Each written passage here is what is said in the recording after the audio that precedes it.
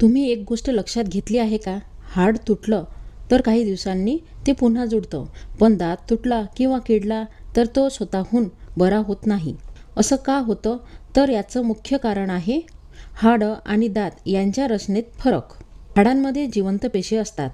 रक्तपुरवठा चांगला असतो, म्हणून हाड तुटलं की शरीर नवीन पेशी तयार करून ते परत जोडतं. दाताच्या बाहेरचा भाग म्हणजे एनॅमल हा शरीरातील सर्वात कठीण भाग असला तरी त्यात जिवंत पेशी नसतात. एकदा एनॅमल खराब झाला किंवा कीड लागली तर शरीर त्याला स्वतःहून परत तयार करू शकत नाही.